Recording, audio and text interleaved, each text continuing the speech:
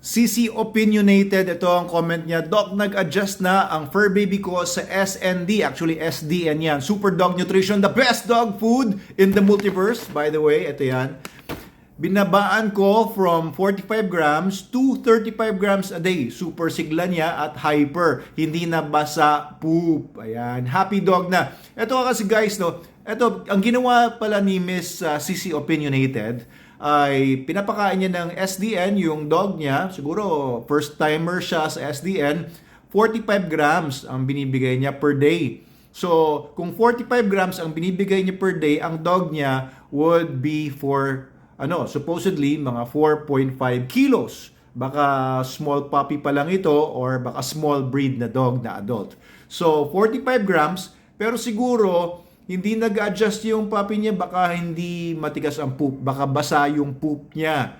Okay, so eto, ang ginawa daw niya, binabaan niya, Look at how 10 grams reduction doon sa amount ay hindi na daw basa yung poop, super sigla niya, hyper, happy dog na. Okay, kasi pagka mag-adjust po kayo or pagka mag-shift kayo sa SDN from other dog foods, lalo na yung mga mumurahin na low quality dog foods, maninibago yung aso nyo dito kasi concentrated po ito. Yung ibang dog foods nasa mga 20% animal material lang, 20% meats lang yon na dehydrated. Pero ito, nasa mga 80 to 90% dehydrated meats po ito. Kaya po, malaking jump yun kapag ka same amount, binibigyan nyo ng same amount pa rin ng dati yung dog food brand, same amount ng SDN, maninibag po talaga, overnutrition o overnutrient yung aso ninyo kasi po, iba po itong SDN. You do not use this just like other dog foods na same amount lang. Kasi ibang dog food dahil nga ang daming fillers, corn, wheat, soya, ganyan lang yung mga pinapakain. Alos yung mga ingredients nila ay junk. Hindi talaga akma sa carnivores, hindi akma sa, alam niyo yun, sa good health ng mga aso. Pagka sanay kayo kumain ng dog food, for example, kahit sa tao, sanay kayo kumain ng dog food, sanay kayo kumain ng junk food, tapos biglang healthy food na pinakain nyo, tapos ang dami yung kinain kagad, maninibago yung katawan ninyo. So, it's the same thing. Kailangan po, sundin nyo muna yung feeding guide, lalo na sa beginning, no? In the beginning, you just use 1%. Kung yung aso ninyo ay 10 kilograms, for example, a beagle na 10 kilograms, 100 grams per day lang po ang bigay dyan kung adult na, no? So, you only feed that amount. Hayaan nyo muna na na parang feeling nyo gutom pa yung aso ninyo, hayaan nyo muna yan, first few days.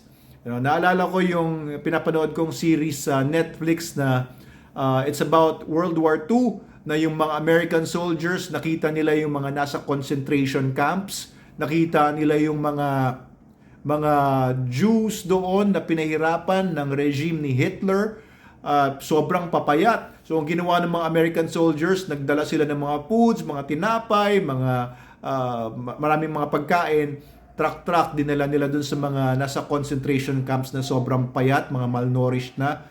Tapos pinigilan sila nung military doctor, sabi niya, huwag niyong gawin yan kasi pag pinakain niyo yung mga tao na yan ng pakainin ng ganyan yung state nila, mamamatay yung mga tao na yan. Kasi alam niyo yun, pagka sobrang depleted na yung katawan ng tao or aso, tapos biglang binusog nyo agad na ang dami nyo agad pinakain na mabibigla po yung katawan. So it's yung movie na yon, I think ang movie is Band of Brothers, yan sa Netflix. Napanood nyo na ba yon? So wag nyo kagad pakainin, i-adjust muna sa good nutrition yung katawan ng tao nung sa pelikula niyon. At yun din po ang in-advise ko dito. Kung sanay ang aso ninyo na kumain ng dog food na junk or poor quality, dahan-dahanin nyo muna sa SDN kasi po biglang baka hindi kaya ng katawan niya yung sobrang daming nutrition na, ang ganda ng nutrition niya.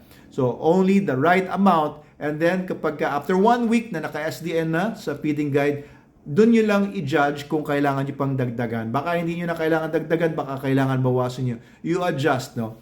So, if you're feeding SDN, you're feeding the best dog food in the multiverse, wag na kayong magpalit, no? Kasi yung iba, nagdadalawang isip pa, no? Baka nasobrahan yung aso nila dahil pinakain nila kagad ng SDN, tapos ang dami kagad pinakain, lumambot yung poop.